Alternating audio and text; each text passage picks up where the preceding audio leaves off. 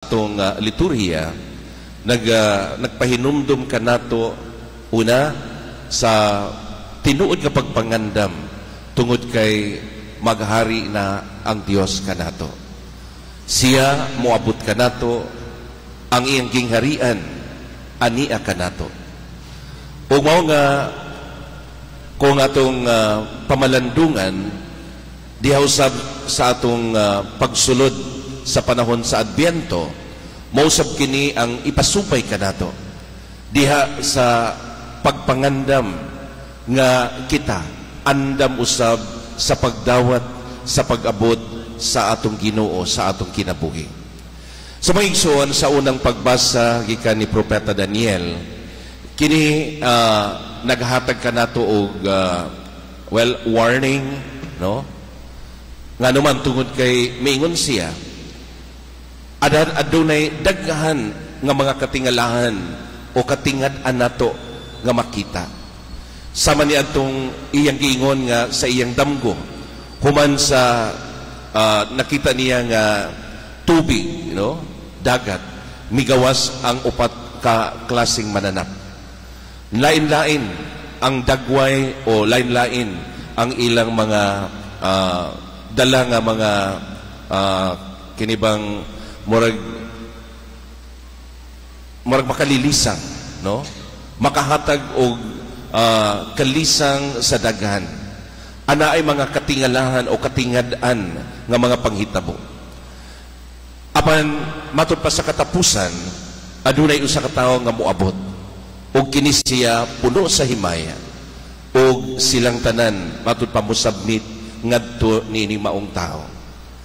And of course, nasayod kita kini nagpahinumdum kanato sa pagplastar sa atong kinabuhi tungod kay dunay moabot kanato ang atong manunubos, ang atong Ginoo nga mataw diha sa atong kinabuhi.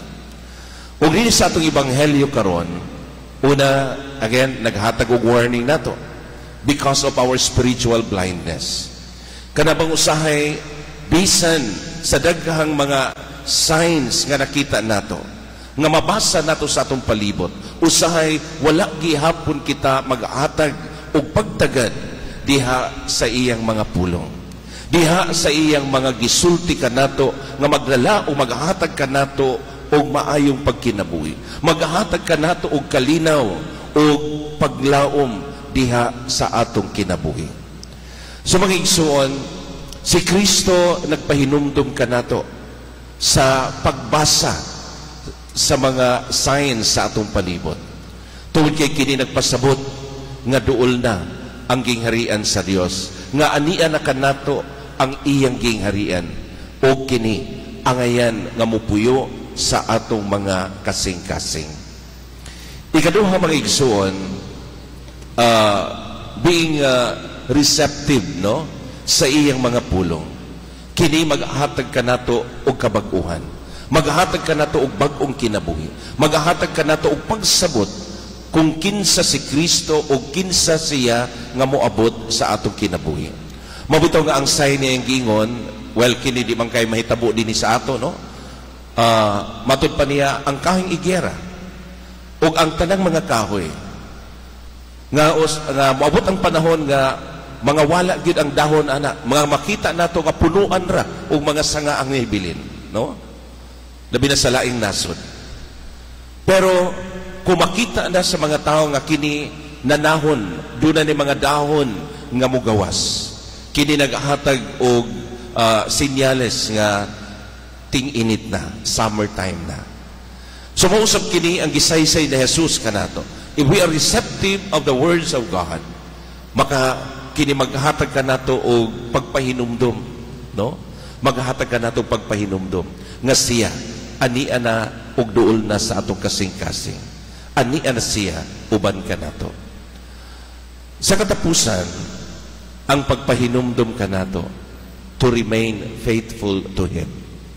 Bisan sa unsang mga paghitabo sa atong palibot, bisan sa unsang mga katingalahan, bisan sa unsang mga kahadlok nga niya kanato, kinahanglan magpabilin kita nga matinud-anon ngadto kaniya.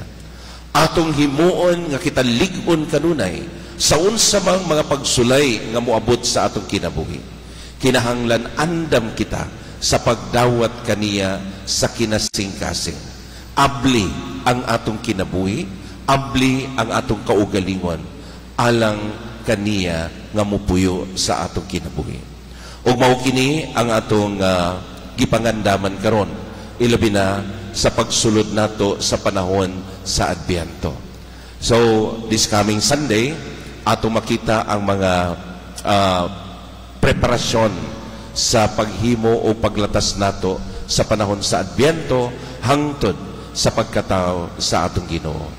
Mga igsuon, atong iampo ang matagusakan nato, atong iampo ang atong katilingban, atong iampo ang atong mga panimalay ug ang atong kalibutan, nga hunta ang Dios sa kanunay magpabilin nga mahigugmaon natong tanan bisan paluyo niining mga kasaypanan nga atong gihimo, ug kita usab maningkamot aron kita makaduol kaniya pinaagi sa pagbag-o sa atong kinabuhi. Amen.